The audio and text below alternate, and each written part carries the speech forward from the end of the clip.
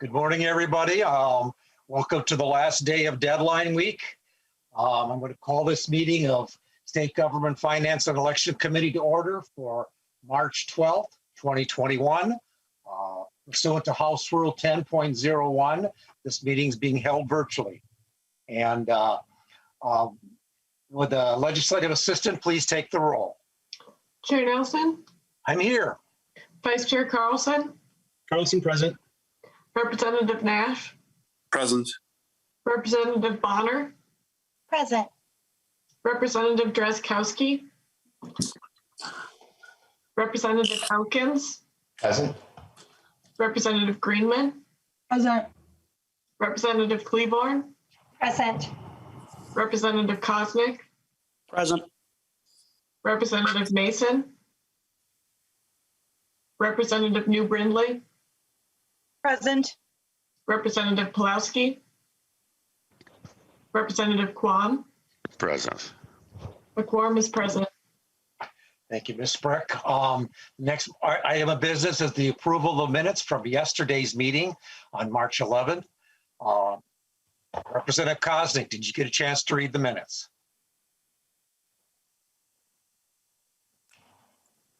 I have not, sir.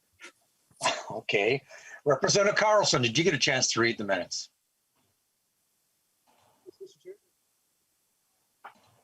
I can't hear you, Representative Carlson. You hear me now? Can hear you now, yes. Okay. Yes, Mr. Chair, I'd like to move the minutes from March 11th for adoption. The minutes have been moved. Representative Carlson moved approval of the minutes. All in favor, say aye. Aye. Aye. Opposed? The ayes have it. First order of business today is House File 1481, Representative Olson L. Has Representative Mason on yet? No. If not, I'll move the adoption of the division report as posted. All in favor, say aye. Aye. Aye. Aye. Opposed? The ayes have it. And with that, I'll move House File 1481 to be referred to the General Register. Representative Olson, explain your bill.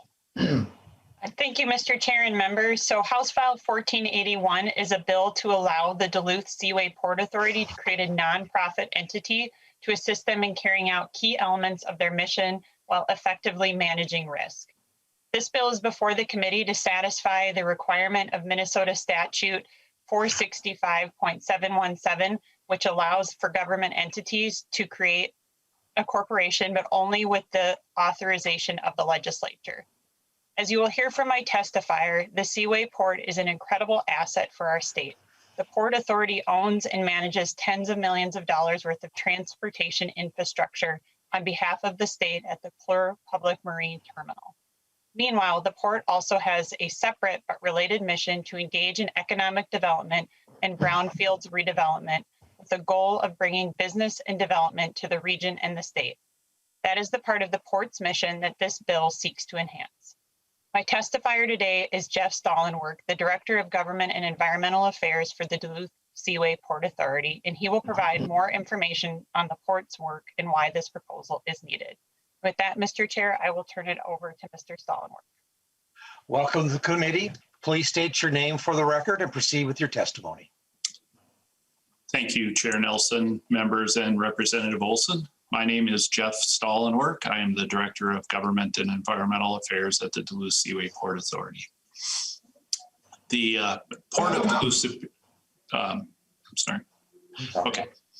The Port of Duluth Superior is the largest port on the Great Lakes and ranks among the top 20 ports in the United States. The port handles an average of 800 vessels and 35 million tons of maritime cargo each year. As the Duluth Seaway Port Authority works to bring business to the port and economic development to the region, we leverage the unique and valuable transportation assets in the Port of Duluth Superior that are an economic engine for the region and the state. In addition to operating our multimodal logistics hub at the Cleur Public Marine Terminal, The Port Authority has a separate but related mission to engage in brownfields redevelopment. In this area of work, we acquire distressed commercial and industrial properties, which may include unanticipated or unknown liabilities due to physical conditions or the presence of legacy pollutants. The Port Authority brings expertise and financial resources to clean up, restore, and repurpose these brownfields properties. As our brownfields activities grow, we would like to separate the risk associated with this work from our business assets at the Clear Public Marine Terminal. We are also looking ahead to the redevelopment of the U.S. Steel site in the Gary neighborhood of Duluth. It is a big redevelopment project for us, and it will be difficult to get enough public funds to complete. So it is property where it would make sense for us to invite private investment to facilitate that redevelopment. The proposed legislation allows us to create an entity that can collaborate with a private company to complete redevelopment of the U.S. Steel property. There is precedent for government entities to create nonprofit corporations for economic development activities. The most similar to us would be the St. Paul Port Authority, where their business activities extend beyond economic development and include port terminal operations as well. The St. Paul Port Authority created Capital City Properties, which is a nonprofit arm of the SPPA, to support land acquisition, commercial redevelopment, and property management. CCP was created prior to the 1997 legislation that required the legislature's express authorization for a local government unit to create a nonprofit corporation. So in summary, House File 1481 satisfies the requirements of Minnesota Statute Section 465 and allows the Duluth Seaway Port Authority to create a nonprofit corporation that reduces business risk in our economic development efforts and enables us to partner with private companies on our redevelopment projects. Thank you again, Chair Nelson, and I will stand by for questions. And I see I don't see any other testifiers on the list. Representative Nash, you have your hand up. Yeah, thank you, Mr. Chair, and either to the author or testifier. You just mentioned that creating a not-for-profit would allow you to minimize the risk of redevelopment. What happens if redevelopment uncovers something that surpasses the ability of the not-for-profit to pay for it? Who's on the hook for paying potential mitigation things that might be under the ground that you didn't know about, or if deals go south and the not-for-profit is unable to cover that? Would that be a taxpayer liability, or how does that work? Mr. Stolenworth. Chair Nelson, Representative Nash, thank you for that question. The creation of that separate arm doesn't really change. It does not change, ultimate liability or who might end up paying for problems if they arise. I think what it does allow us to do is it allows us to avoid the default of bringing in our business assets at the Clear Public Marine Terminal, which are very, very important to supply chains to many of our Minnesota industries and businesses. So it keeps those liabilities separate, but at the same time provides us the time to gather other resources to solve the problem. And Mr. Chair.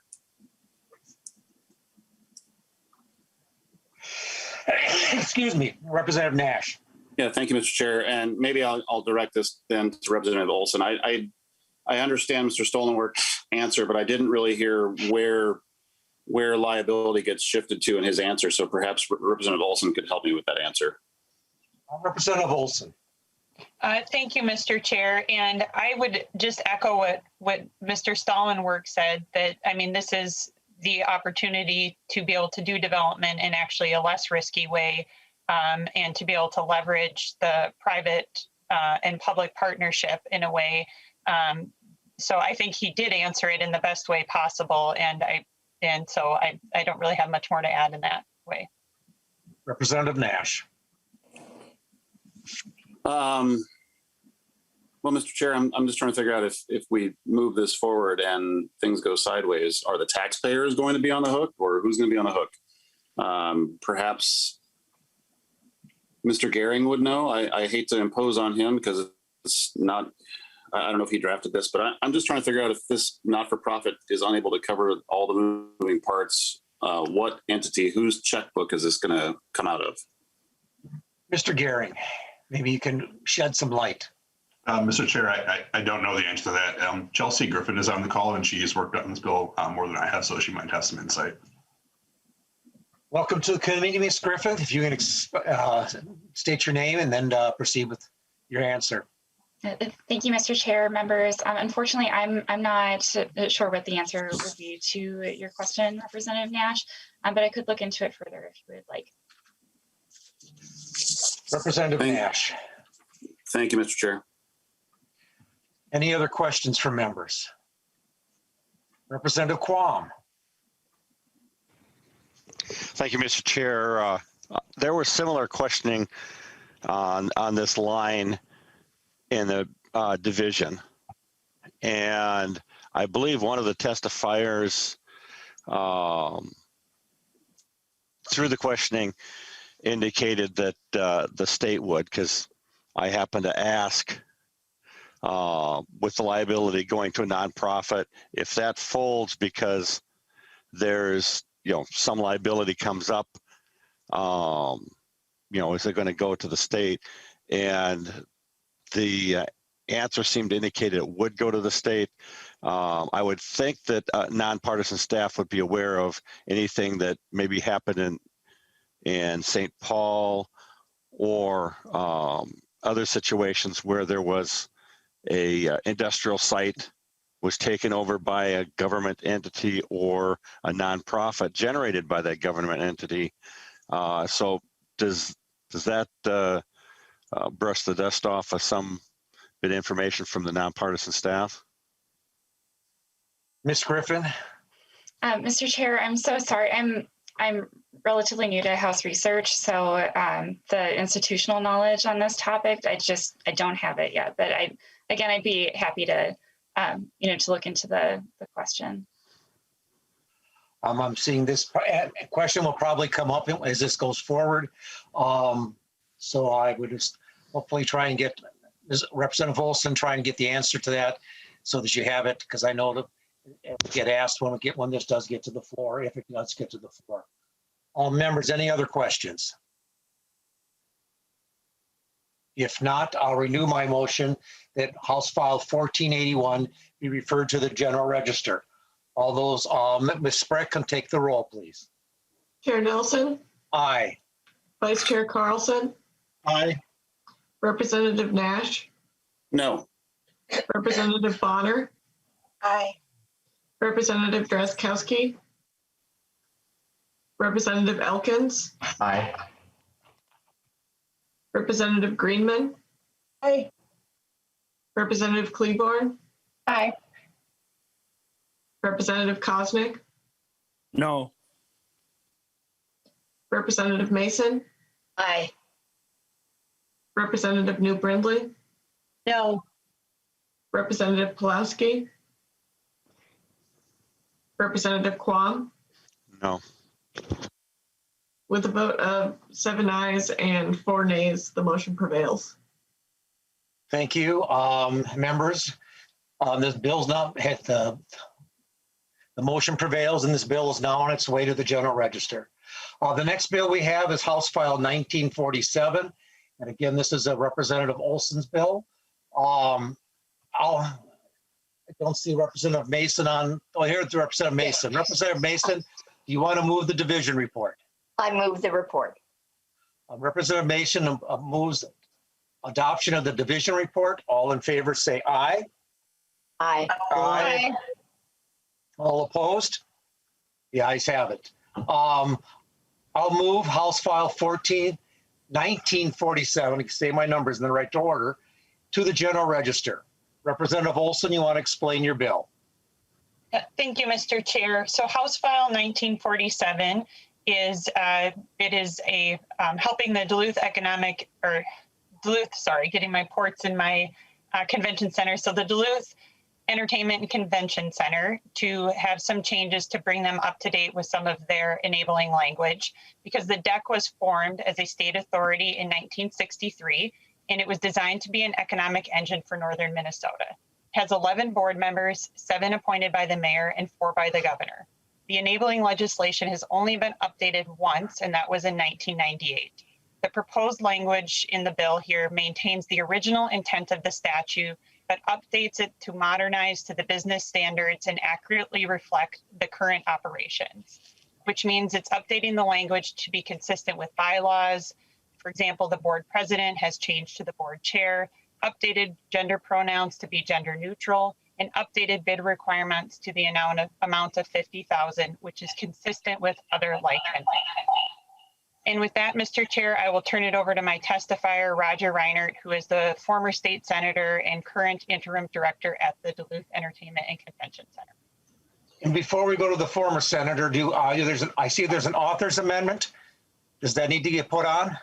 Mr. Chair, that was put on in local government, the previous committee. And that's part of the the adoption of the report. I just it's on my agenda here. Yep, no. Welcome to the committee, former Senator Reinhardt.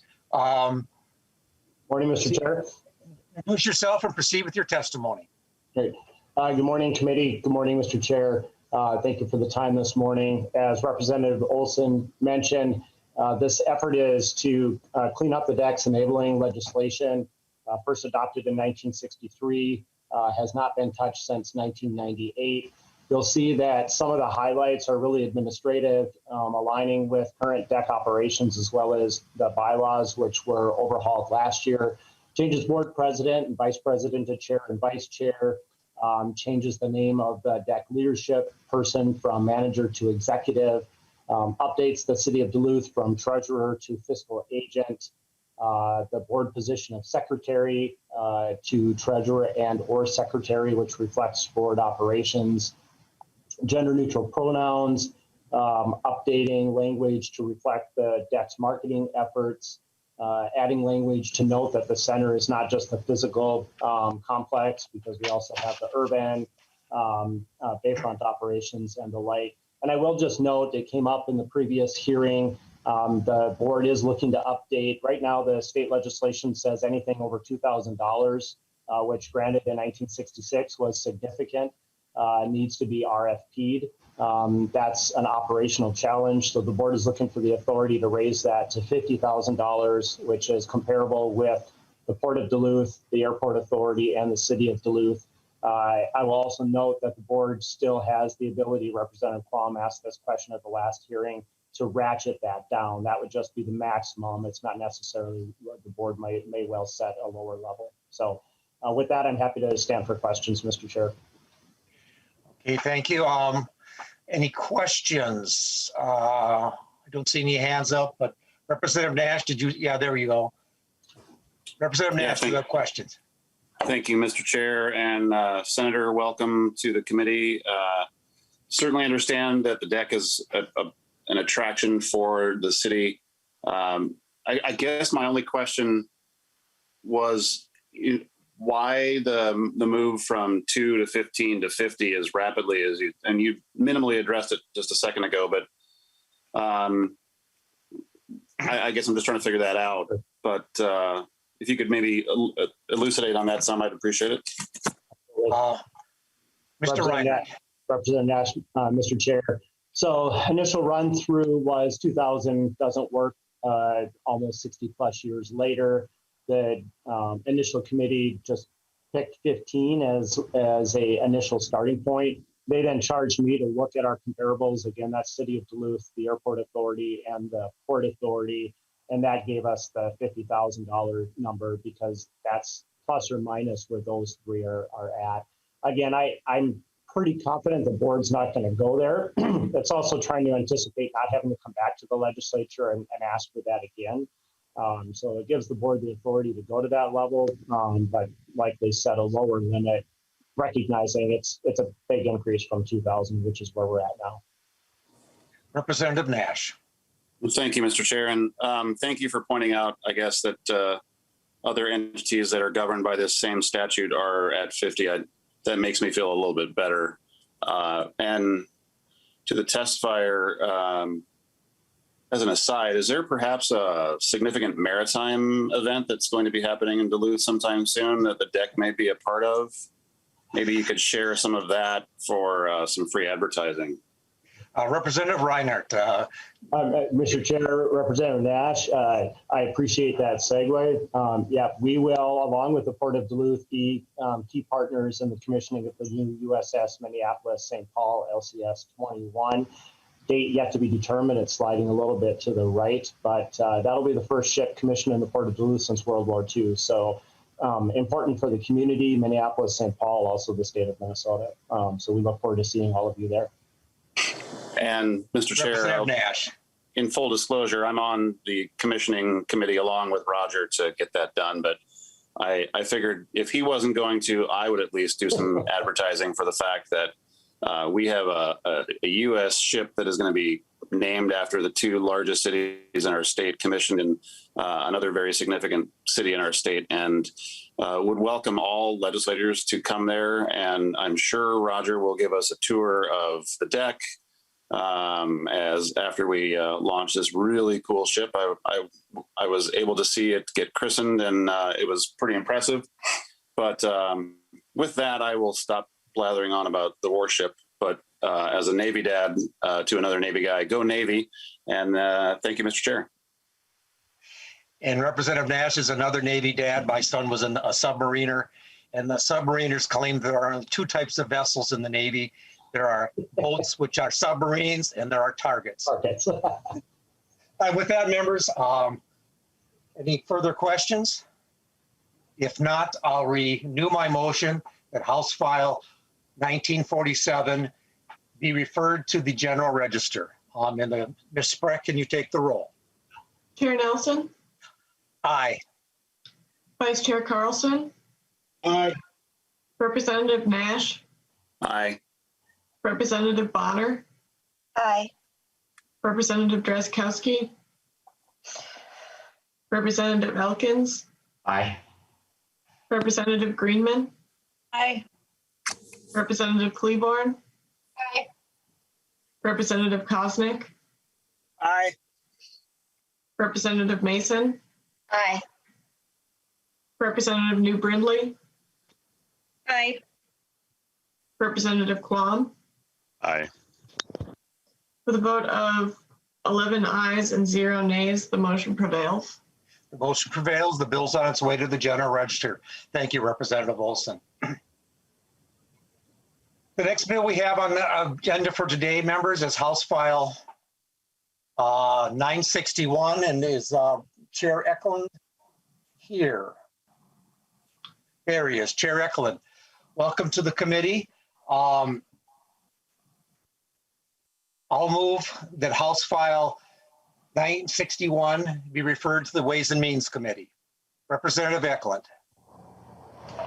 Thank you, Mr. Chair, and that's pretty good timing. I just got on. House File 961. I'm going to pull up my notes, Mr. Chair. I apologize. Just came from the Environment Committee. The bill allows for state law enforcement supervisors to collectively bargain, which should produce a more efficient process for employees and MMB alike. As of now, state law enforcement supervisors are spread out over 3 different groups: the Commissioner's Plan, the Managerial Plan, and the Middle Management Association. This bill does not mandate that all supervisors organize, but rather creates a bargaining group should their classification group choose to do so. The bill addresses the need for law enforcement to bargain separately, especially supervisors, due to the state law enforcement losing ground over city and county law enforcement equivalents. The bill also allows supervisors to remain competitive with a bargaining group that represents the employees they supervise. Over the past 10 years, supervisors have lost ground and have not been afforded the same benefits as line employees. Excuse me. Lastly, this bill allows for employees to take some control over their future direction and have the opportunity to bargain for an equitable future. I have a couple testifiers, Mr. Chair, and with that, I will leave it to you. Thank you, Chair Ecklund. The list of testifiers, the first person I have is Brian Peters. You want to introduce yourself for the record and proceed with your testimony? Mr. Chair, I apologize. I had Brian Peters along to answer questions, so okay. I don't know. I apologize. I should let you know that in advance. Fine. Then the next person I have on the list is Paul Van Bruis. I just butchered that, but please identify yourself for the tape and proceed with your testimony. No problem, Mr. Chair. Thank you. My name is Paul Van Voorhis. I am currently the president of the Minnesota State Patrol Supervisors Association. I've been a state trooper for over 25 years. I currently serve at the rank of lieutenant in the central Minnesota area. Thank you for the opportunity, Chair Nelson and Representative Ecklund, for carrying the bill. What this bill does and why it's so important is in two parts. The first part, as Representative Ecklund mentioned, it does clean up a lot of confusion with the current system where state supervisors or state law enforcement supervisors are currently housed. And I'd like to share a screen with the committee just to give you an idea of that confusion, if you will. And what it depicts is, if I can get it going. Can you see that okay, Mr. Chair? Now we can, yep. Okay, very good. So on the very bottom of this slide, it shows you how the line or the rank and file of state law enforcement officers are organized. These are your entry-level sergeants, if you will, of the state troopers on the left. You have your DNR conservation officers, BCA agents, and then special agents with alcohol gambling, special agents with the Department of Corrections, and the Commerce Division has some sworn special agents as well. All four of those classifications, if you will, belong to the Minnesota Law Enforcement Association, or MLEA. Above each one of those classifications are their respective supervisors, and that is what this bill is particularly talking about or speaking to. On the left, you see above state troopers, you see lieutenants, which is my current rank, captains and majors. Next to them are the lieutenants of the DNR, and you see a bold line going around those four classifications. They're currently assigned to the commissioner's plan. The commissioner's plan is a plan for severed employees. Within the plan, there are special appendixes that specifically talk about those groups, if you will, but overall lumped into that plan. Above the DNR lieutenants in green are the captains and majors. They are placed into the managerial plan. Likewise, similarly, severed employees in the managerial plan for a variety of unknown reasons. Some are known, some are unknown as you look back in history. But at one point in time back in the mid-'80s, those groups elected to sever from organization or bargaining and went into these unorganized plans, if you will. To the right of the DNR are the special agents in charge of the BCA agents. And next to those are the special agents in charge of the Commerce, Corrections, and Alcohol agents. They are currently in Middle Management Association and are organized. What this bill would do would create a new bargaining group for all of those classifications. As Representative Ecklund mentioned, there's no intention to force anyone into that group.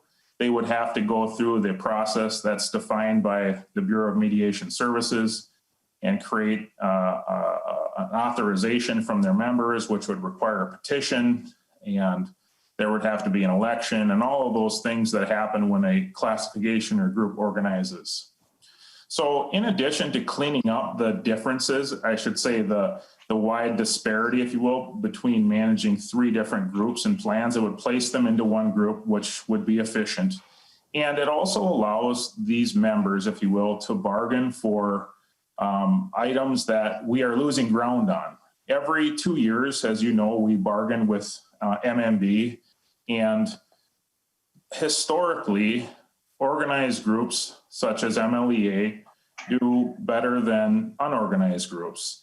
And we are sometimes afforded the opportunity to make up that ground in subsequent years. And in other times, we are not given that authority because we don't have the ability to fairly bargain.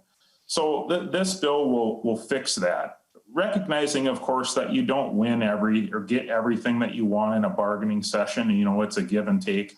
But without the ability to do that, we really have no voice. And as you're probably well aware, and the members on the committee, law enforcement in this day and age is a very tumultuous career. And it is sometimes undesirable for people to go into, but the members that I serve, we find nobility in it, and we enjoy the career, and we're in it for life, if you will. So we just want to make it a little bit better for our members. The second point to this bill, as you're aware, during the special session last year, the legislature enacted a 8.4% increase for state troopers, which on the very bottom of the depiction, it was the only group in MLEA that was awarded the 8.4% increase in salary. There's a variety of reasons why. I think everyone's probably well aware that several studies, including the Office of Legislative Auditor, has released studies that have shown that state law enforcement officers are grossly underpaid when compared to their equals around the state. I've heard everything up to 16%. So the 8.4% increase was needed. It was much appreciated by the troopers, as I have a lot of communication with their leadership. What this bill does is it also affords that 8.4% increase to their supervisors. Unfortunately, in that 8.4% increase, we as lieutenants, captains, and majors were not extended that increase. So this bill not only offers that increase to the state patrol supervisors, but it does it across the board. So it's going to fix it.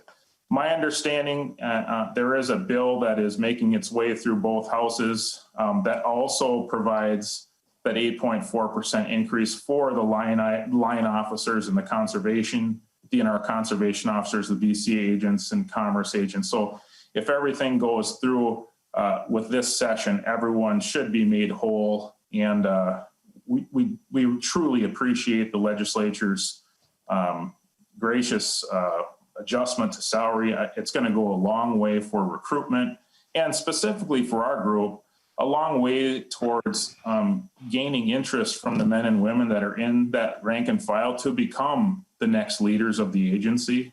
I'm sure everyone's aware it's so important to have great leaders within an organization to move the mission forward. With that, Mr. Chair, I'll stand for any questions.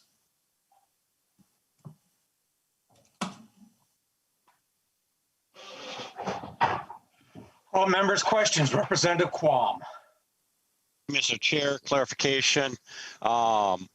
Would the pay increase be given if they do not decide to organize? Representative Ecklund. Thank you, Mr. Chair. Representative Quam, yes, that is the intention of the bill. Representative Kwong, follow up. Basically, I just wanted to make sure it was clear that this is two different things that got put together. I wouldn't quite call it peanut butter and jelly, or any of the other combination we're used to, but this is allowing for a change and not incentivizing that change. It's separately doing the raise. So if that's the correct interpretation, I'll finish and thank you. Any other questions?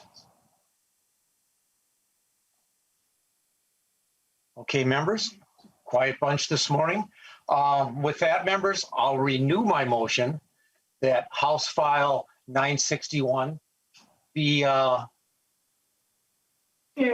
oh, wait a second, there's a Gary, before I do that, there's a Gary Kluse that's wants to testify. I'm sorry, I'm getting ahead of myself. Mr. Kluse, if you want to identify yourself for the record and proceed with your testimony. Thank you, Chair Nelson and committee members. My name is Gary Kluse.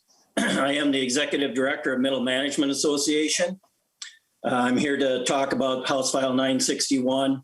Part of it I support and part of it I do not support. I do support the officers and everybody getting the 8.4% increase. I know that process is cumbersome. I'm running into that same situation with our lieutenants and captains at our corrections people. The exact same thing happened that the lower level, the Unit 8 AFSCME correction officers received an increase, but they never looked at the people that supervise them. And now we have a major issue there where they're making more money than their supervisor. So I understand, I support that part of the bill all the way. The part I do not support is the starting a new law enforcement supervisor unit. There is a supervisor unit, Unit 16. It became into effect back in probably the late 70s. MMA does represent those people. Our first contract was 1980-81, so we've been representing them for over 40 years. MMA is not a big union compared to your AFSCME and MAPE. You're looking at 15,000 members there. In MMA, we represent about 3,200 members from 54 different state agencies, boards, and commissions. So we have a variety of supervisors with very unique jobs. In MMA, with representation, if somebody is being investigated, we do not use union stewards. A union steward is somebody that is like a fellow employee or an employee working for an agency that's in that union. In MMA, we actually use professionals. We have on board staff. They're called business reps. One has been a labor law attorney for over 20 years. We also have a business rep with close to 20 years of labor relations and HR experience. We also have a labor relations or labor rep that has over 30 years of labor relations, HR, and worked for the Bureau of Mediation Services as a mediator. And also we have 2 labor law attorneys on retainer. So our members are actually represented with professionals. Also the representation in the contract. The contract is kind of broken up in 3 different sections. The main section of the contract, that's the section that everybody gets. That's where your benefits are, your health, your vacation time, sick leave, and all that. Then you have the insurance side of the contract where all the unions negotiate that part of the contract with the state. So every state employee gets that. And the last part, we call it our supplemental. And in that supplemental, there's items that we negotiate for certain members or certain employees in an agency, and it's strictly for them. So what I mean by that is we have supplemental agreements that for bigger agencies like your corrections, your DOT, your DNR, your Minnesota State, we negotiate items strictly for those people that are employed under those agencies. We also have supplemental agreements for smaller agencies, kind of like Explore Minnesota, your state or the auditor's office, Commerce, and state and public safety.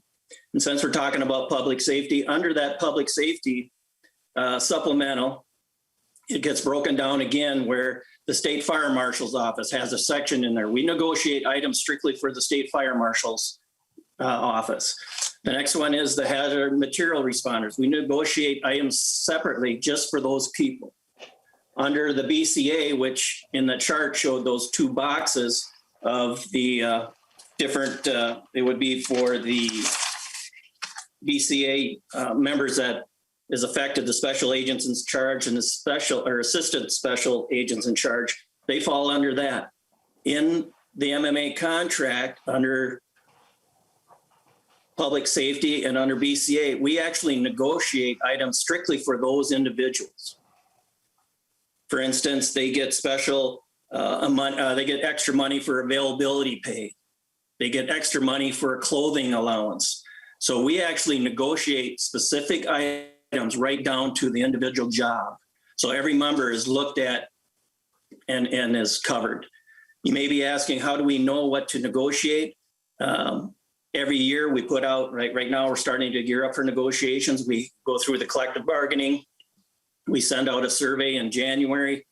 And of course, there again, the survey was about 38, 39 questions. And it's broken down again. What do you want to see changed in the main contract? What do you want to see changed in the insurance? And then what are you having issues in your agency? What kind of things do we need to bring forward? What, maybe it's a specific thing for your job. Maybe it's you feel you're not being paid properly. So it's an inequity. And that's exactly where then we start negotiating with MMB on all this stuff and go through the collective bargaining process. So we are very unique. We have a number of unique positions. We also in MMA, we push professional development. That is big. We have a conference every year that we put on for our members. We bring in national speakers like Fran Sepler, talk about conflict management and all that. We've even brought in James Burrow to talk about diversity and inclusion. We also have available to our members professional development funds that if they want to attend a conference or some training to better themselves, that is available. That's what the union does, or our association. So I do have some concerns with adding a new unit called Law Enforcement Supervisor Unit. You already have a supervisor unit. I'm assuming that these positions that are in the manager's plan and the commissioner's plan, they must be in there for a reason. I'm taking, they probably do not have supervisor duties or responsibilities where they cannot hire, fire. They probably cannot hand out discipline. So there's probably a reason, but if they are not doing supervisor duties or responsibilities, I have a hard time adding a new unit called Law Enforcement Supervisor Unit. You already have a supervisor unit, and it's been represented by middle management for the last 40 years. Thank you, Chair Nelson and committee, for allowing me to speak. I have two people asking questions. Representative Koznick, I'll go with you first. Thank you, Mr. Chair, and to the committee and the testifiers and interested parties. Seems like there's a little bit of not quite agreement between all the individuals here. I certainly want to support our law enforcement and our troopers, and I think we need a little bit more work. I haven't heard too much in my inbox from different law enforcement on this. So I will be passing today, but I hope that Representative Ecklund and those can kind of get a little bit more clarity and agreement. And then hopefully in the next step, we can look to support it. So certainly worthwhile effort, and maybe we can get a little more clarity and consensus, and then be able to support it. Thank you. I think you meant Representative Ecklund, but Representative Nash, you had a question. Yeah, thank you, Mr. Chair. And to the author or some of the testifiers, Mr. Cluse just brought up that and voiced the concern that I'm having that somebody is being added to a supervisory role that isn't truly a supervisor. I'm just trying to figure out the rationale behind that. And I hope that all the testifiers and supporters know, I mean, I'm not sure you get more pro cop than me, but I'm just trying to figure out what is the rationale behind this and how did we arrive at this, particularly when MMA is already apparently representing the people in the middle management level. So I'd just like a little more detail if I could, please. Representative Ecklund. Thank you, Mr. Chair. Representative Nash. Well, this came about working with management and budget others when we were developing the amendment that was heard in the Labor Committee. But basically what it is the two main groups are in the commissioner's plan right now. And some of the other ones, just by definition, as whether they're supervisors or not, the supervisor is in their title. And so that's why some of those were included. I want to make it clear the ones that are in the MMA plan can stay in that plan. There would be no requirement that they move to this new bargaining unit. And I talked to Mr. Kloos and others yesterday. They were going to offer me language that I'm looking forward to see if we can make that any more clear. With that, Mr. Chair, Representative Nash, I will yield to Mr. Peters from the Minnesota Police and Peace Officers Association that he may give you a more explicit answer. Mr. Peters. Thank you, Mr. Chair. Identify yourself for the record and then proceed. Thank you, Chair Nelson. My name is Brian Peters. I'm the Executive Director of the Minnesota Police and Peace Officers Association. We represent over 10,000 law enforcement agents across the state, to include Mr. Van Boris's group. Chair, Representative Nash, can you repeat your question, please? Representative Nash. Thank you, Mr. Chair. And Mr. Peters, the question is, I'm trying to effectively ask the question of what appears to be a duplicative effort. And then for people who are not truly supervisors, according to Mr. Kloos, being included in a new bargaining unit for the supervisory folks. I'm just trying to make sense of this. And you and I talk regularly, and you know how much I support the effort of our law enforcement officers. I'm just trying to make sense of this because it's a little confusing, and I'm just trying to gain some clarity. Mr. Peters. Thank you, Chair. Thank you, Representative Nash. You know, being new to my position going on 2 years here, I've certainly learned a lot about the bargaining process when it comes to state agencies. And the definition of insanity is doing the same thing over and over again and expecting a different result. The reason why troopers and these state agencies have fallen so far behind over a number of years is the lack of bargaining, specifically here with the troopers. They really don't have a choice in the matter. They're given what maybe a snowplow truck driver is given for an increase each year. And that doesn't take away from the importance of the people that plow our roads. However, law enforcement, I see a little bit different. Law enforcement has changed a great deal over the last 2 years. The troopers, the DNR, many other state agencies have been holding the line in areas like Minneapolis up at the Line 3. And we feel that it's important that they have some control over their future. And I believe that MMA and MMB have not done a good job at all looking at this profession and putting them in a different category. So what I believe strongly in is that this allows the state troopers and other state supervisors groups to be able to have a little bit more influence on what they're bargaining with each year. Representative Nash. I'm good, I guess. Thank you. And members, notes been given to me that this needs to go, and not to Ways and Means, but to Environment because of the DNR officers involved. So members, I'll be changing my motion when we get to that point. Is there any other questions? Mr. Kloos, I see you got your hand up. You want to? Yeah, I want to say something that and respond to the testimony by Peterson that MMA has not done a properly good job of representing our members. We actually, if you look, the members we represent, those people in that BCA, we negotiate right to them. They're not a group. We're negotiating right to the specific job. So when they say that we're not doing a very good job of representing them, we're actually representing them right to the job classification, right down to the member. How much more representation do you need? I mean, you're right to the individual. So I disagree with what he has said there. Chair Nelson, am I able to respond to that?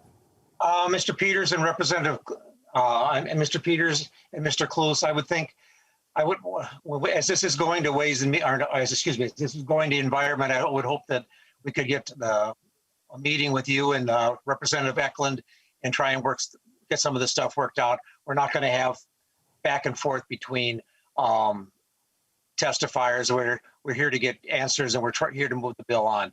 Representative Koznick, you put your hand up.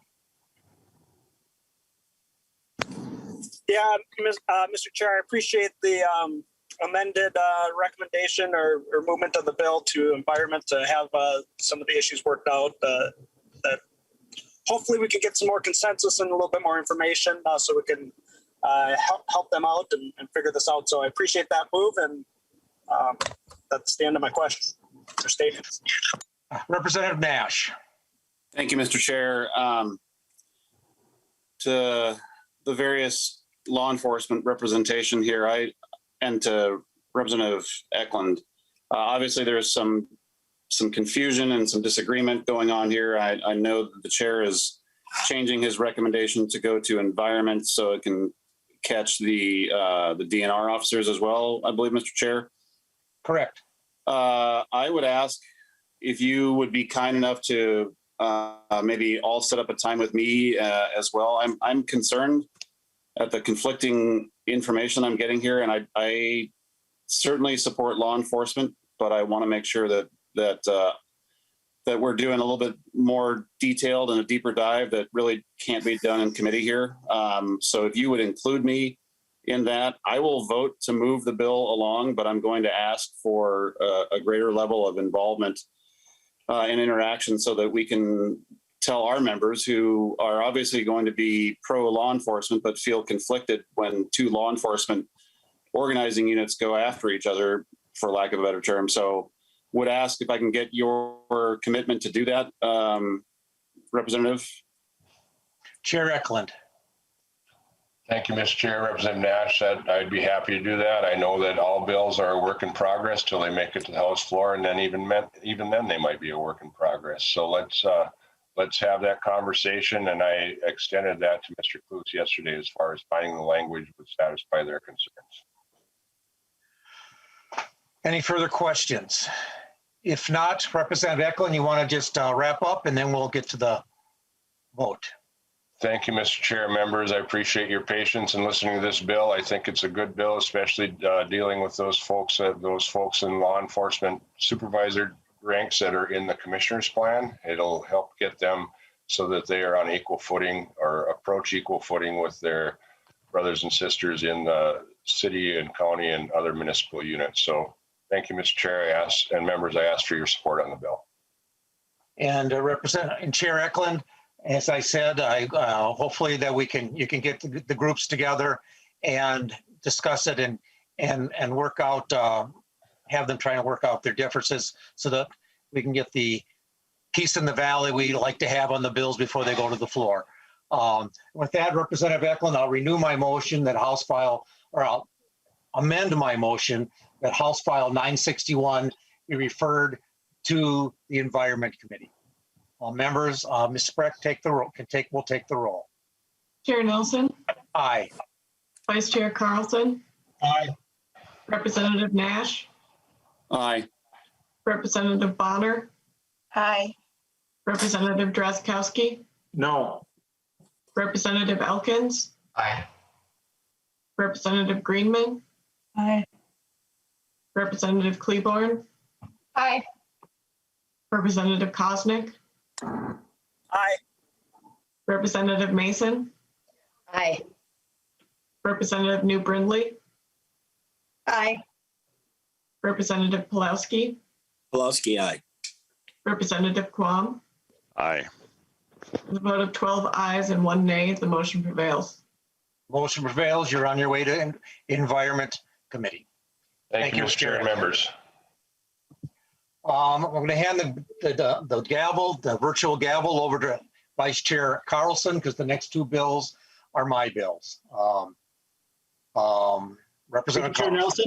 Thank you, Chair Nelson. The next bill on the agenda is House File 2173. Chair Nelson, would you like to move your bill? Mr. Chair and members, I'd like to move House File 2173 to be before the committee. And if we get at the end, we will talk about it. And then I'll have another motion at the end. Representative, Mr. Chair. Yes, Chair Nelson, I see we also have an author's amendment. Would you like to proceed with the A1 amendment? I'd like to move the A1 amendment, and this is just clarifying it, and Mr. Sigurdson can explain it. And if anybody has questions. Mr. Sigurdson. Good morning, committee members. My name is Jeff Sigurdson. I'm the Executive Director of the Campaign Finance and Public Disclosure Board. The amendment just clarifies that a certain amount of information from the lobbyists and the lobbyist disbursement report has to be reported on both reports. The prior requirement is that it was only reported on the June 15th or one of the two reports. So this is changing it so that the information is reported on both disbursement reports. Thank you, Mr. Sigurdson. Any questions on the A1 amendment? Seeing no questions on the A1 amendment, all those in favor say aye. Aye. All those opposed say no. The A1 amendment has been adopted. Chair Nelson, to your bill. All members, this right to testifiers. First, Mr. Chair, members, this bill was brought to me by the Campaign Finance Board. It's some changes in how they deal with lobbyists. And as this bill came in, and the bill came in late because for some reason the jackets were sent and the jackets got lost, and we didn't get replacement jackets till late in the game. And so because of that, there's been some concerns about this bill. I know there's Mr. Heller has raised some concerns about the lateness of the bill and the lateness of it being posted. Some of that's what happens this time of the year at deadline, but this was more that the bills got the jackets got misplaced in both the House and the Senate. We couldn't find them to get them dropped in. And so that's why it came in late. And with that, I'll turn it over to Mr. Sigurdson to explain the bill. And I know we have two people that want to speak on the bill also. So with that, I'll turn it over to the testifiers. Very good. Thank you, Chair Nelson. Mr. Sigurdson, if you could proceed with your testimony. Please introduce yourself and proceed with your testimony. Good morning, members. Again, my name is Jeff Sigurdson. I'm the Executive Director of the Campaign Finance and Public Disclosure Board.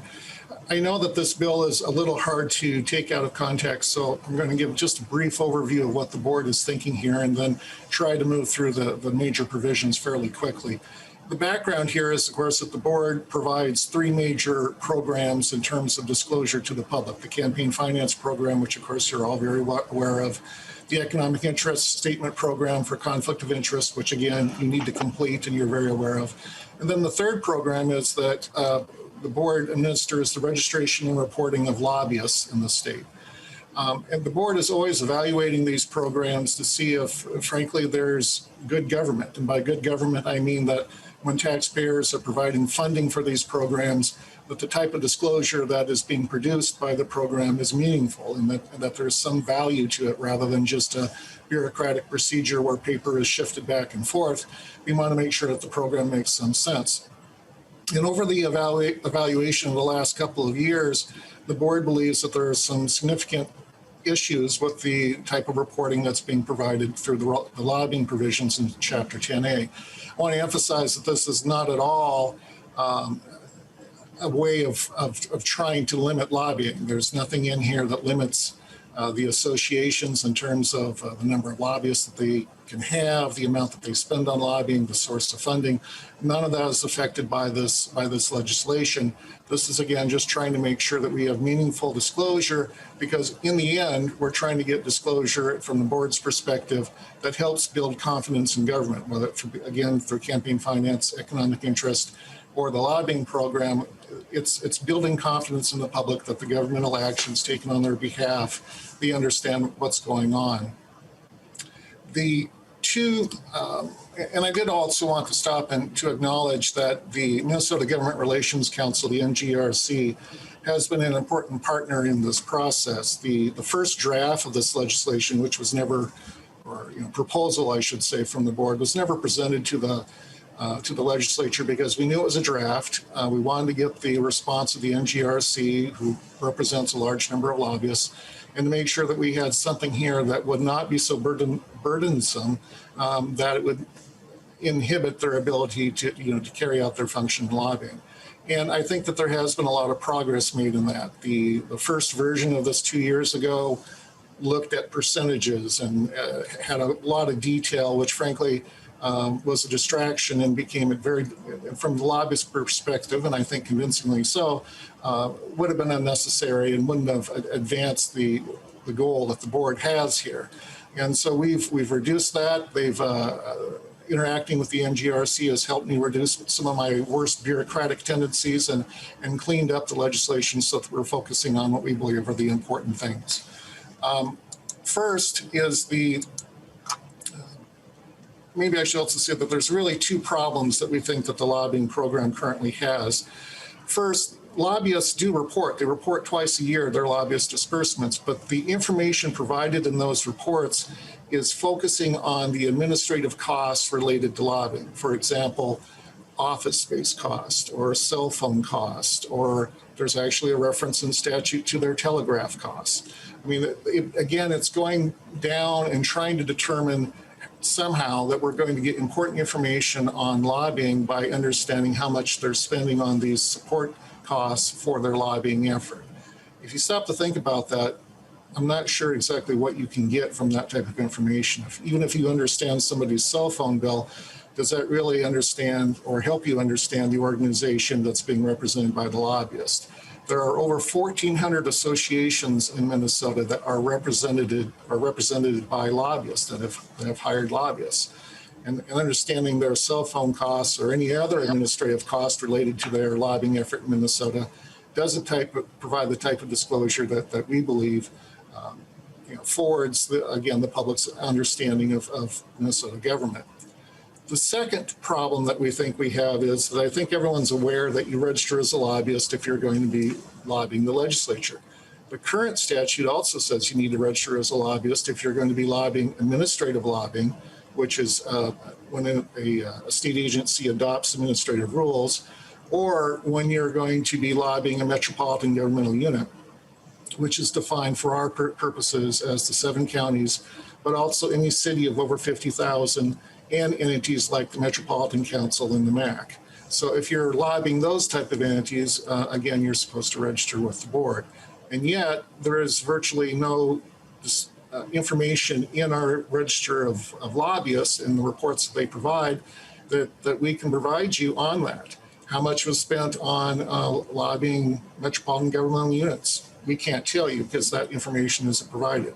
How much about state agencies? Again, we can't provide you. We can't even tell you which of those 1,400 entities were interested in administrative rules or the actions of metropolitan governmental units. So this proposal shifts the focus. It goes away from administrative costs. It deletes those requirements that lobbyists track those and report those, and instead moves to a program where we're looking at the subjects of interest of the association represented and provide additional detail on the type of lobbying that's provided or that occurs for metropolitan governmental units and state agencies. There's probably a couple of terms, and I know this is a little bit, I'm going to tie it into the sections so that if there are questions on particular sections of the bill, again, maybe the overview will explain what's going on there. In sections 2 and 9, we're trying to define 2 levels of identifying the topics that the lobbyists are working on. They both deal with what's called the general lobbying category. And this, you might say, is the 30,000-foot level of information on what the association is interested in. We're talking about things like education, energy, healthcare, big topics that the lobbyist identifies when they register for the association. They are currently doing something similar to that already. But the problem is that in our current statute, there's no limit on what they put in there. So if you put, what they identify as their main concerns for the association. So in our database, we have well over 2,000 distinct subjects. Again, if you think about this in terms of getting information that you can then access or provide to the public, 2,000 subjects means it's impossible to index anything. You can't really look up energy because there are 40 different variations of energy that's provided when the lobbyist registered.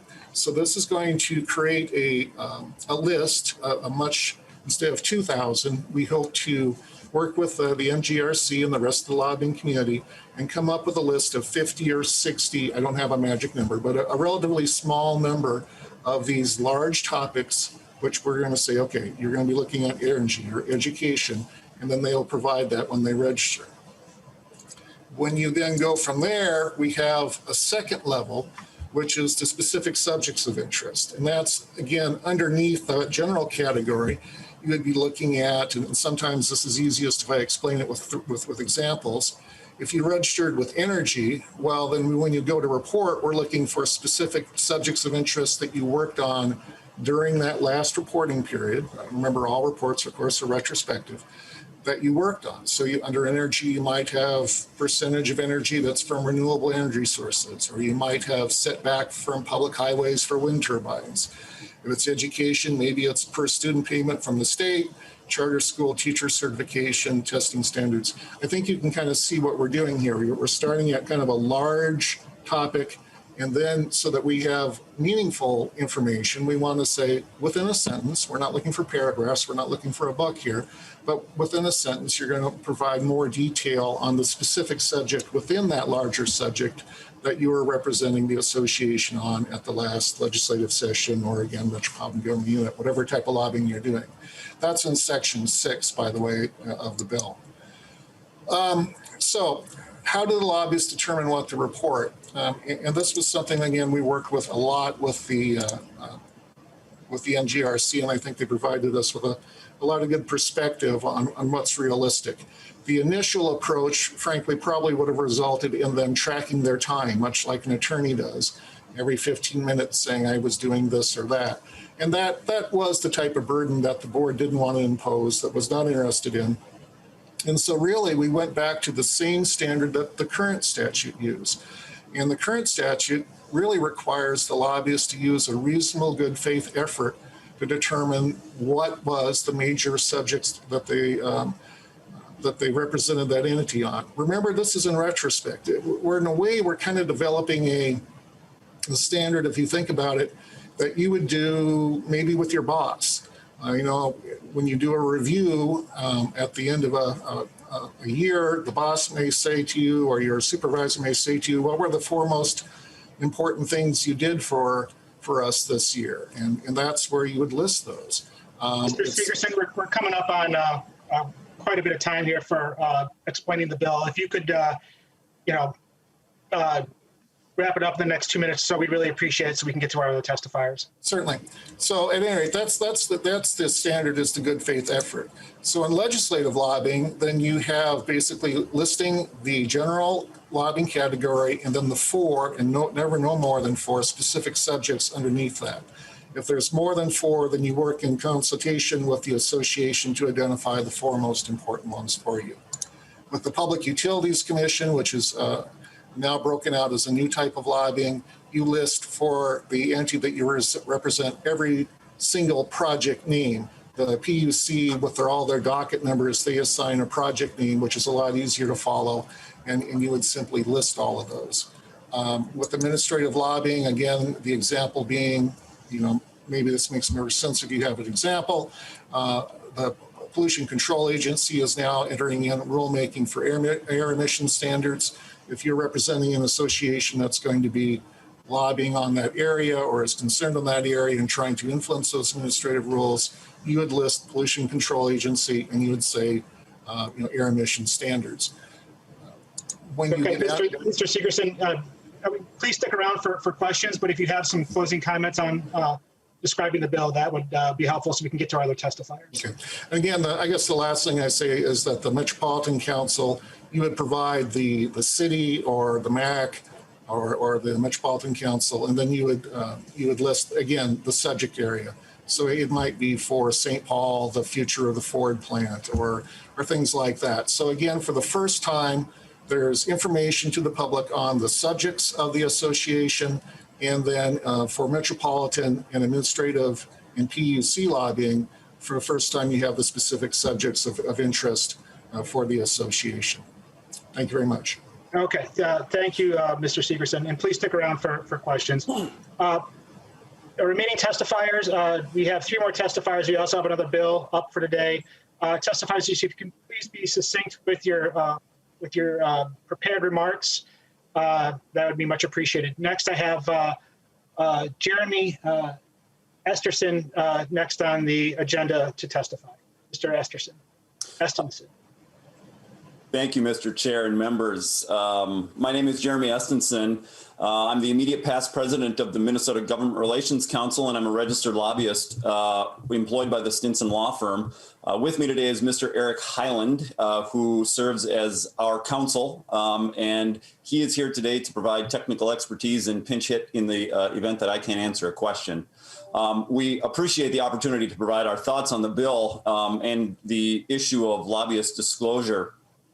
Well, you're probably familiar with our members. The MGRC as a whole is a trade organization of Minnesota lobbyists, about 550 members. Our goal is to provide professional development and enhanced working experiences inside and outside of the Capitol. We also advocate for the profession when the occasion arises. The Campaign Finance Board first engaged, as Mr. Sigurdson said, about 18 months ago on this issue.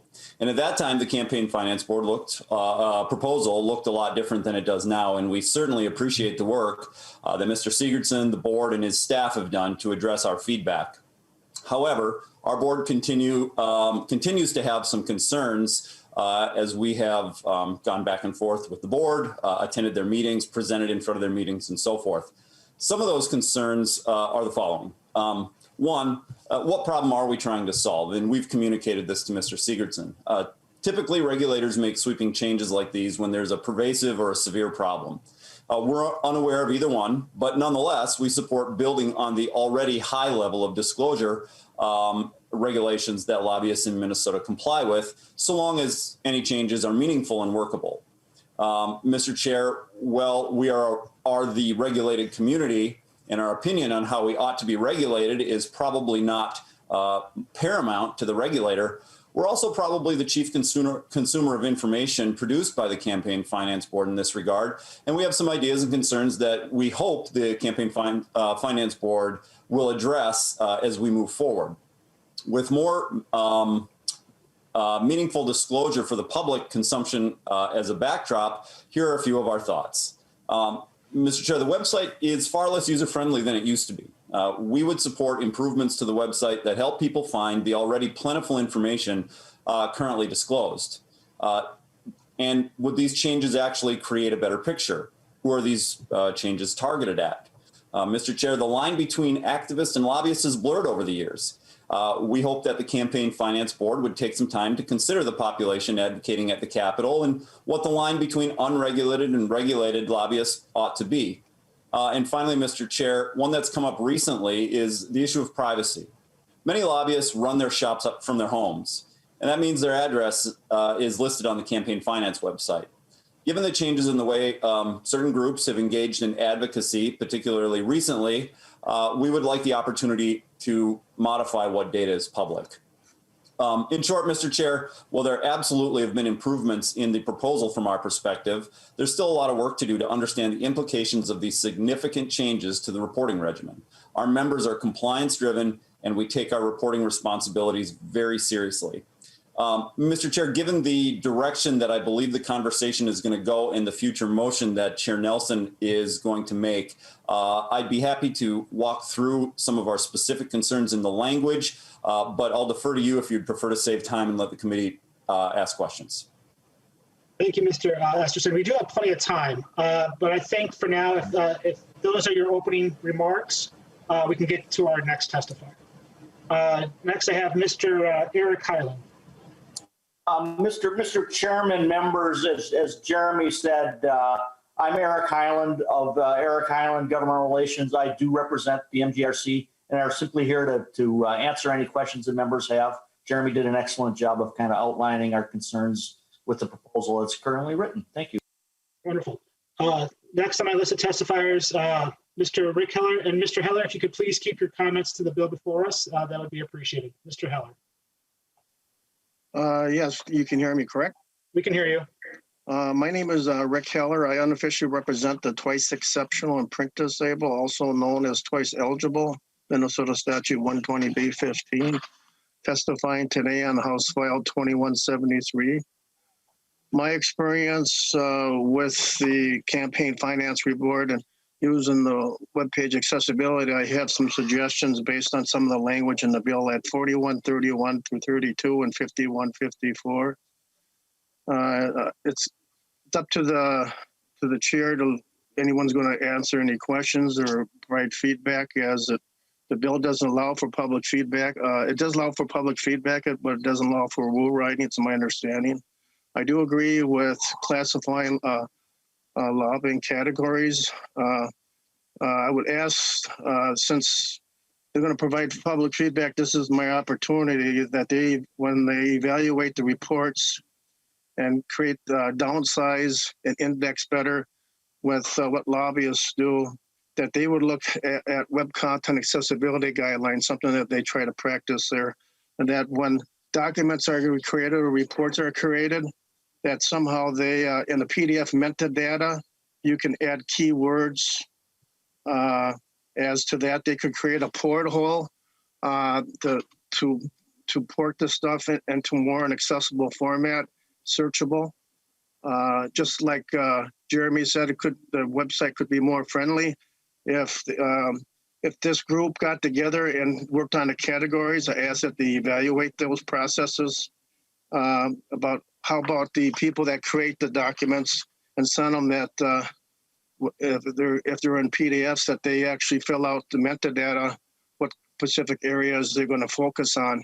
So what that does is, if anybody knows it, but the search engine searches the document properties of PDFs, and it's friendlier and usable for people to find important information. Now, the other piece they mentioned about addresses, yes, there's addresses of people on there. However, it's my understanding that there's only going to be one contact person now with lobbyists too, and so I don't know about addresses being down there, but they can still use their business address. I don't know if they're required to put their personal address down, but unless they had a disclosure about what information you can provide that's accurate, as long as it's a PO box, it's up to those individuals to consider that too. So that's important feedback that I have regarding this. I do thank Mr. Nelson for getting this bill appropriate and getting up the summary on this as well. Thank you. Thank you, Mr. Heller. That's all the testifiers I have listed, so we can move to member questions. And Mr. Chair? Yes, Chair Nelson. Mr. Chair and members, as this bill is conforming, like I said, it came late, and I apologize to Mr. Heller. I know he was a little had some concerns about the fact that it came late and it wasn't posted, and that's because of the issue with the jackets being misplaced, to having to get new jackets made for it. Members, this bill needs a lot more work, I think, and I think I'm going to charge the lobbyist group and Mr. Sigurdson to work on this in the interim. I had message from our Senator Kiffmeyer that she's not going to hear the bill this year, so it's not going to get done. So I think that they need to sit down and work on this bill more. And I know this has been difficult in the time of COVID to do this, but to get together and work on this and try and work out the differences and try and figure out what works best.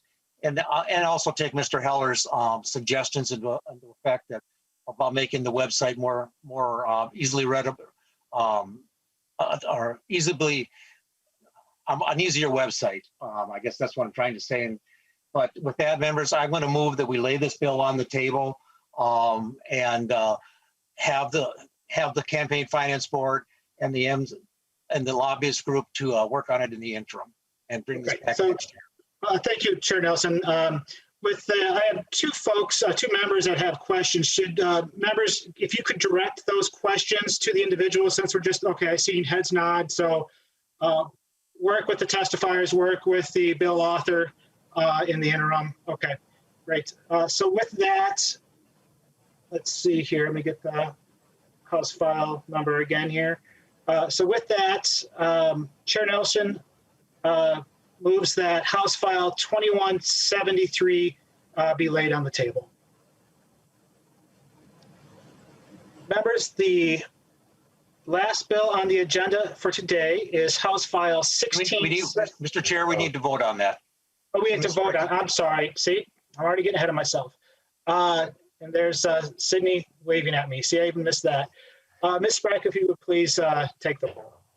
Will this one be a voice vote? Oh, sure. Yeah, we can do all those in favor of laying House File 2173 on the table, say aye. Aye. Aye. All those opposed, say no. House File 2173 is laid on the table. Thank you, Mr. Chair. Thank you. Thank you for your indulgence, members. Thank you for your patience on that. Last on the agenda today is House File 1671. Chair Nelson, this is also your bill. And if we can adopt the division report, I think is the first thing we need to do on this. Chair Mason still here? Is Chair Mason still here? I am. I move that House File 1671 be adopted from local gov division.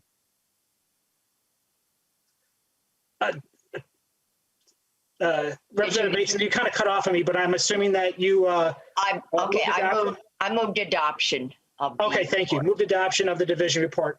All those in favor say aye. Aye. Aye. All those opposed say no. The division report is adopted.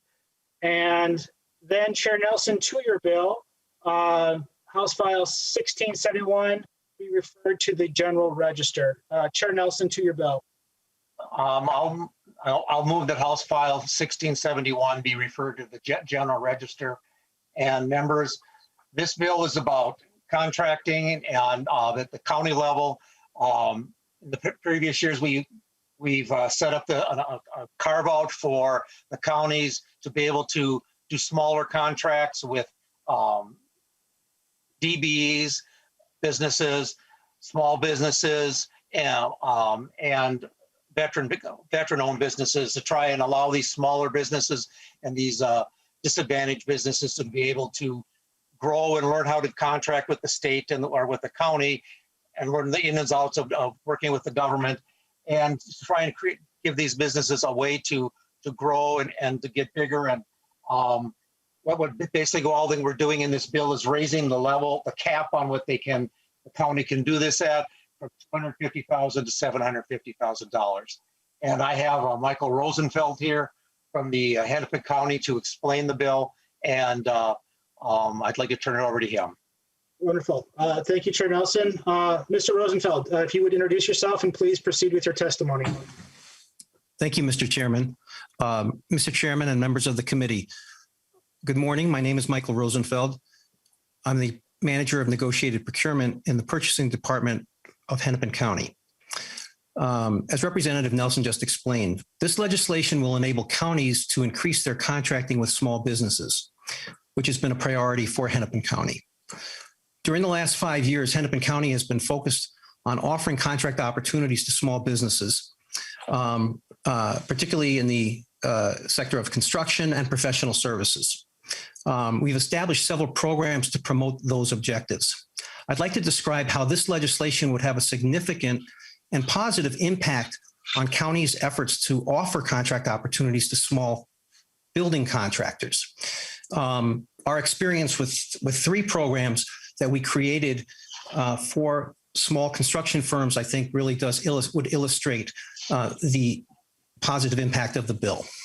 Hennepin County created a program several years ago for small residential remodelers to rehabilitate tax forfeited houses. We followed that up with programs for commercial contractors to small repair and remodeling projects in county facilities.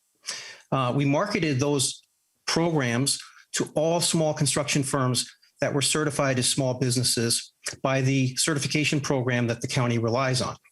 That's a small business certification program that is available for all businesses within a 15-county region. Each of those programs was oversubscribed by interested small contractors. We received more applications than available spots.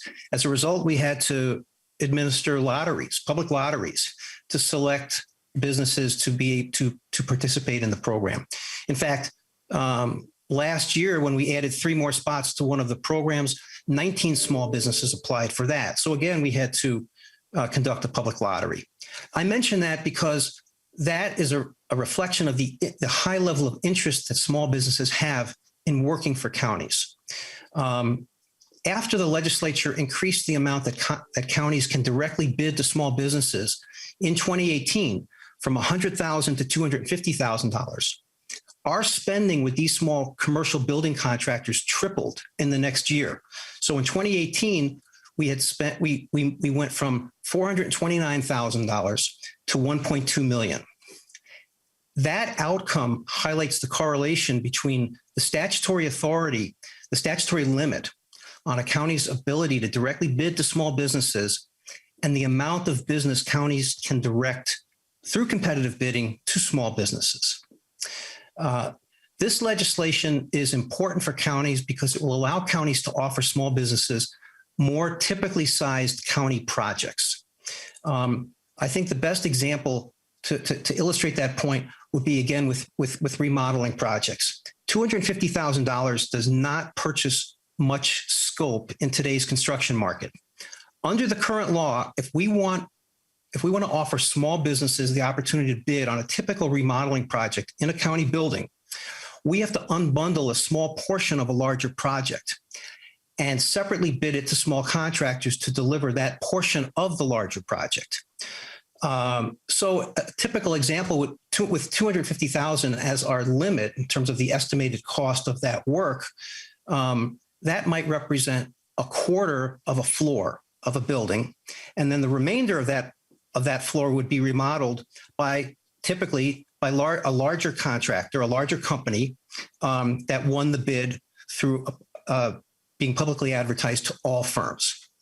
What our experience has shown is that smaller contractors are capable of doing much more than the small work that we've been able to offer them under the current authority.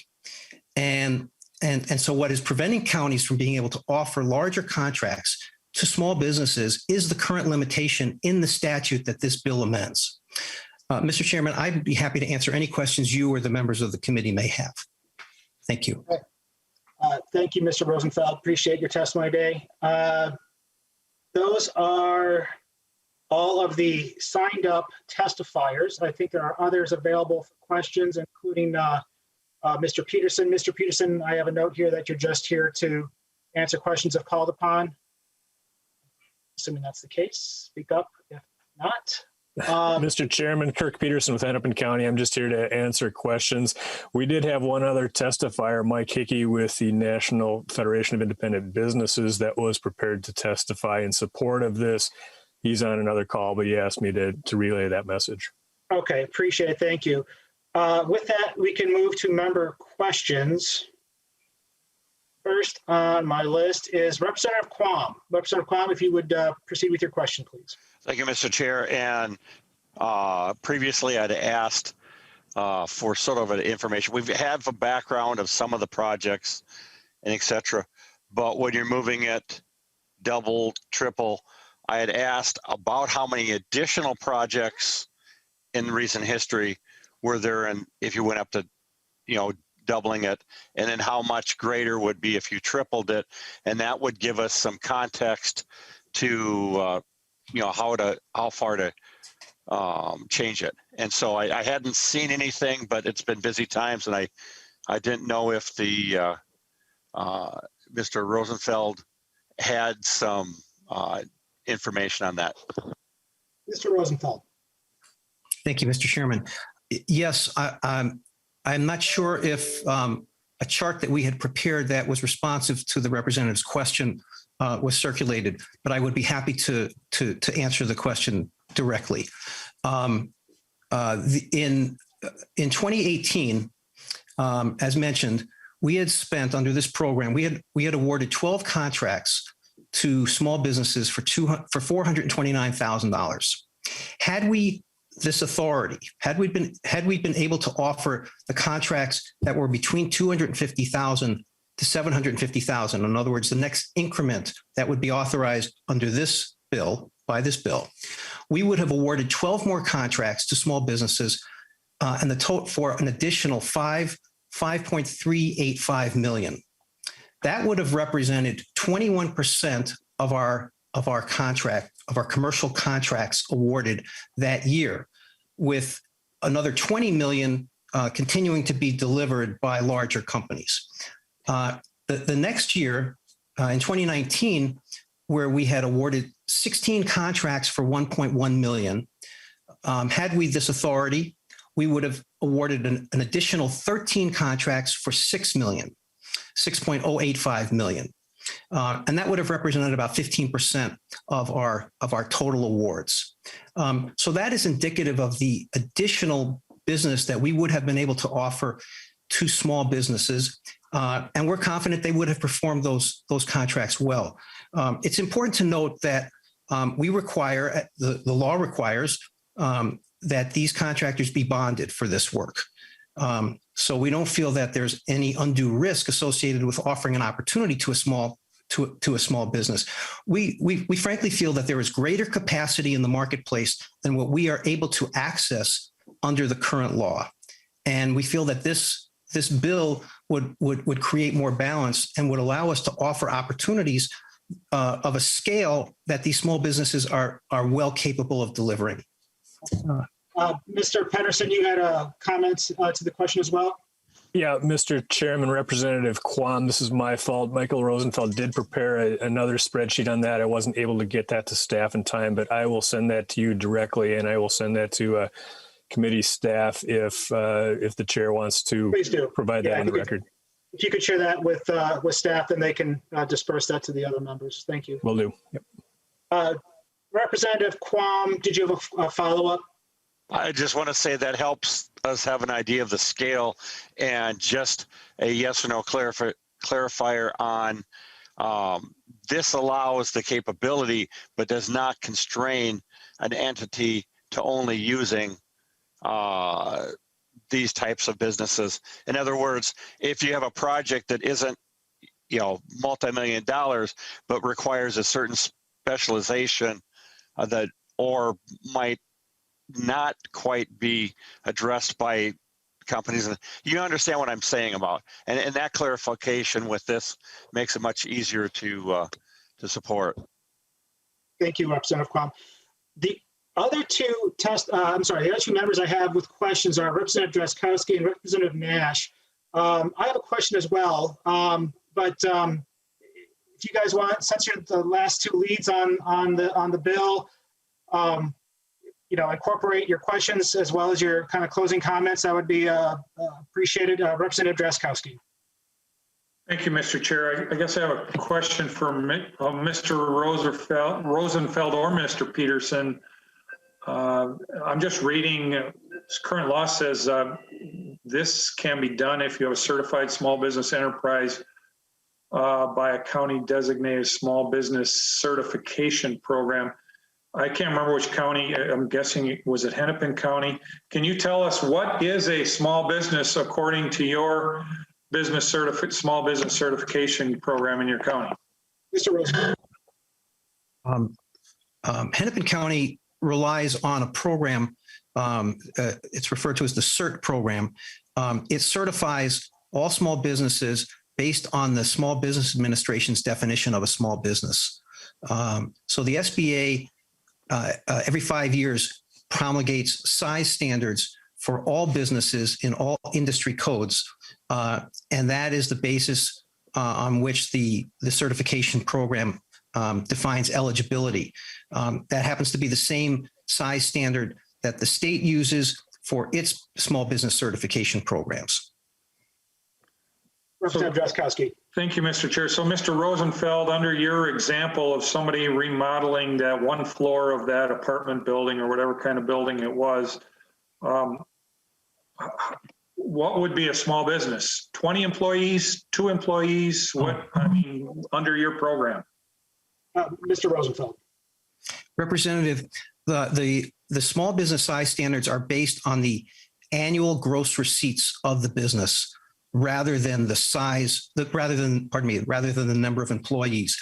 the only businesses that are defined by number of employees are manufacturers, at least by the Small Business Administration.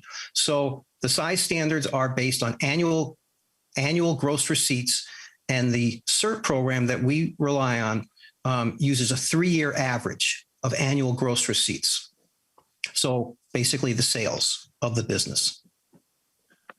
So Mr. Chair, thank you, Mr. Rosenfeld. What is that amount? Mr. Rosenfeld.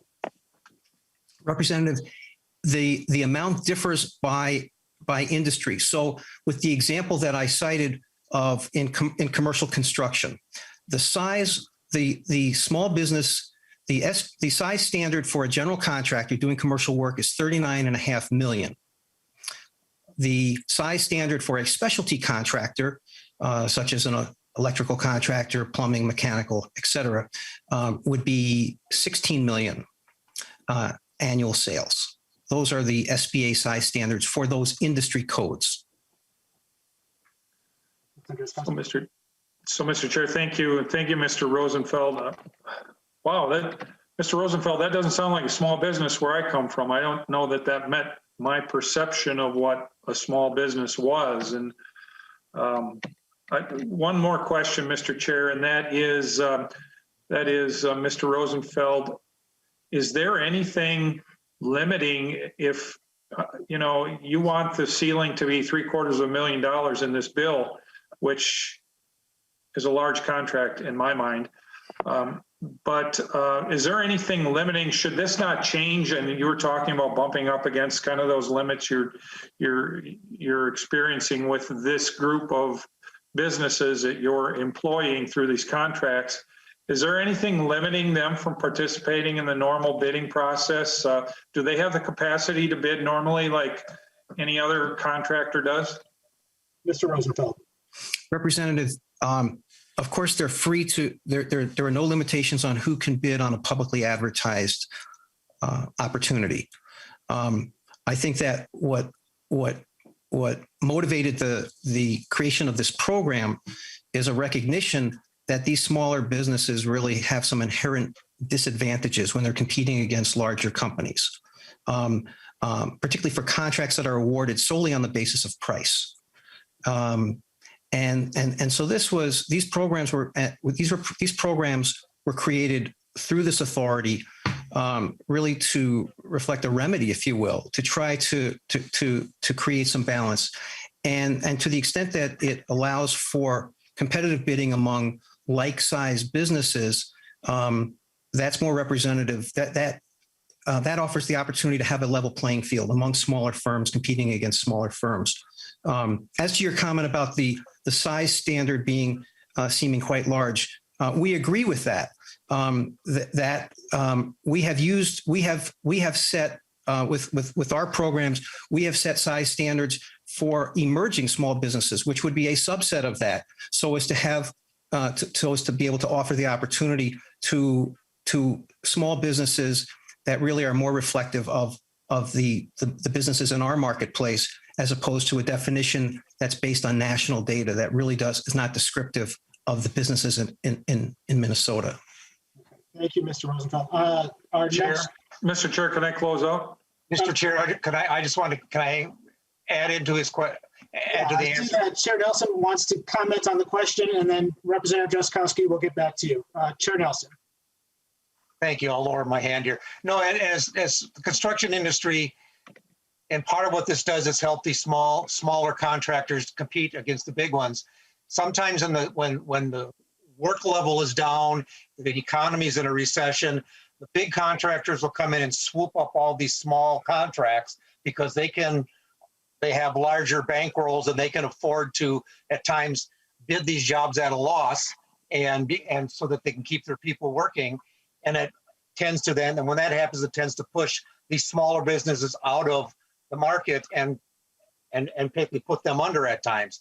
This program helps the counties be able to keep some of these small businesses, some of that work set aside just for those small businesses, so they're competing against people of like size and not the huge I'm going to say some names, Mortensen, Kraus Andersons that we have, but some of the smaller contractors out there can bid on these jobs and get these jobs and actually grow and survive during bad times. So that this also helps those people. Thank you, Chair Nelson. And Representative Drazkowski, one final comment. Thank you. Well, thank you, Mr. Chair and Representative Nelson for the bill. You know, I hear the testimony, and we allow in law the ability for the county or the other municipality or whoever we're talking about here to be able to describe in their own eyes what a small business is. I mean, they could, the way the law reads, it looks to me, I mean, they referenced the U.S. Small Business Administration. It sounds like they got a subset of those carved out somehow. I don't know exactly what that looks like, but you know, we are leaving that wide open to the counties here or the cities. And I don't know, I struggle with the loosey-goosey approach to this law to begin with, and that has really not a lot to do with the bill, Mr. Chair. But I don't see where these small businesses, if you're a $39 million small business or 15 million in annual sales, you don't have the ability to get out there and put bids in. This seems to me to be more of a convenience for the government and less work for them. And certainly they're going to like that because it's much easier for them. But maybe we're relaxing the protections for the taxpayer in that. I plan to vote no. Thank you, Mr. Chair. Okay. Thank you, Representative Drazkowski. Representative Bonner. Thank you. I'll be brief. You know, really, I just wanted to thank Representative Nelson for bringing this forward. You know, I've attended lots of events with NEDA and organizations, particularly minority small-owned businesses, who have said repeatedly, they just want the opportunity to compete. They want the opportunity to show the quality and the value that they can deliver for the state. And that's really what they're asking for. And so I really appreciate this bill in that it really is a first step in helping ensure that some of those smaller competitors that can deliver incredible value really have the opportunity to step up and prove that. Thank you, Representative Bonner, for your comments. Next. Sorry, folks, I got a lot of screens opened up here. 1 second. Next on my list, Representative Elkins. Representative Elkins, if you have a question, please proceed. Yeah, no, thank you, Mr. Chair. I just wanted to kind of build on a comment that Chair Nelson made a second ago. You know, one of the things that I've observed in overseeing contracts when I was a member of the Met Council was that in many cases, you know, small businesses usually only have opportunities to be subcontractors to large businesses on projects. And one of the problems that creates for small businesses is that when they are a subcontractor or a sub of a sub, they get paid really slowly.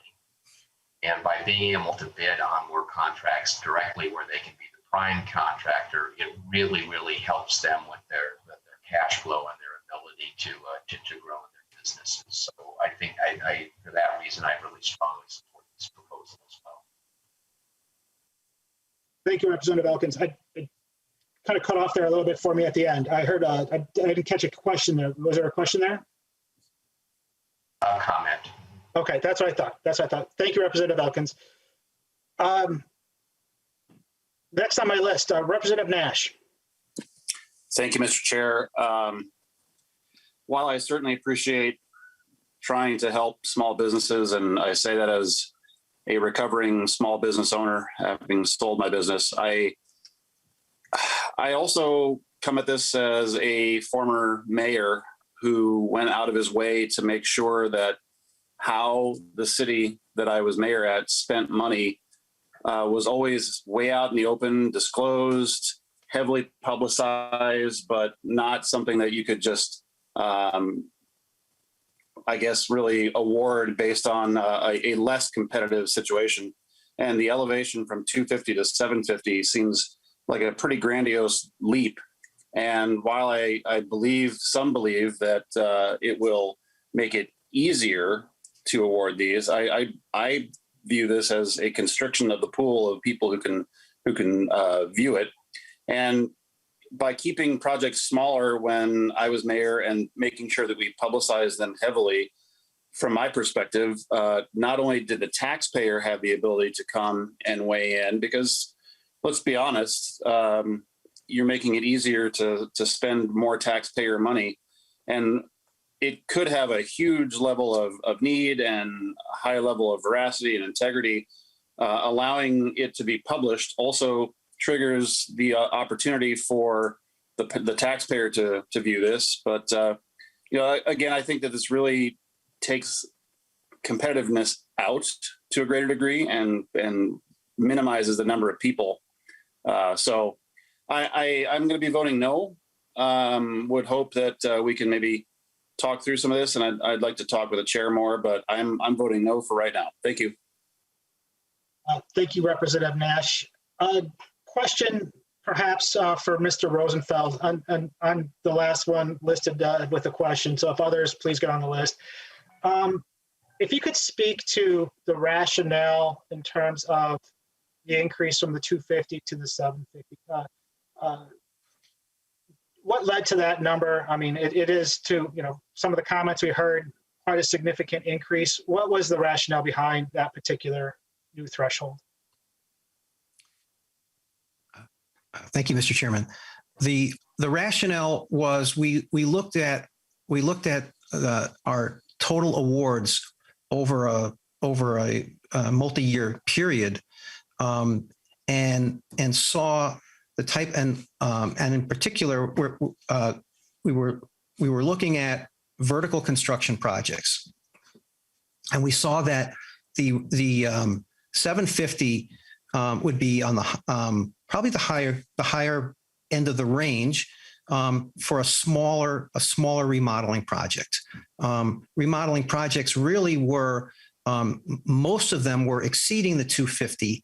And so we had several that could have been in the 600 range. Some would go into the 700 range. Again, there was a span.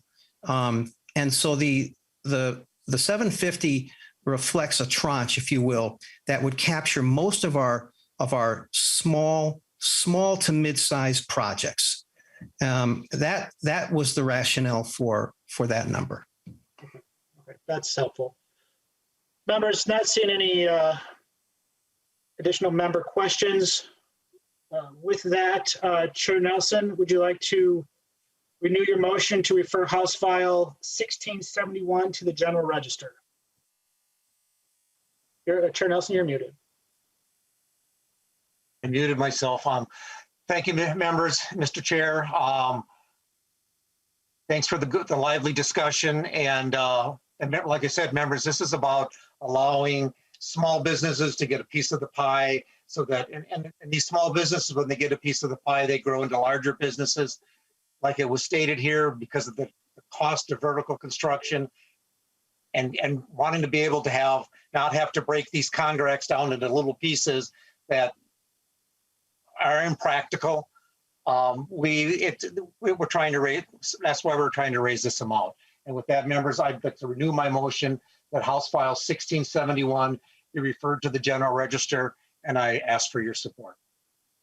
Thank you, Chair Nelson. Chair Nelson renews his motion to refer House File 1671 to the General Register. Ms. Spreck, if you would please take the roll. Chair Nelson. Aye. Vice Chair Carlson. Aye. Representative Nash. No. Representative Bonner. Aye. Representative Drazkowski. No. Representative Elkins. Aye. Representative Greenman. Aye. Representative Cleaborn. Aye. Representative Kosnick. Aye. Representative Mason. Aye. Representative New Brindley. No. Representative Pulowski. Pulowski, aye. Representative Quam. Aye. With a vote of 10 ayes and 3 nays, the motion prevails.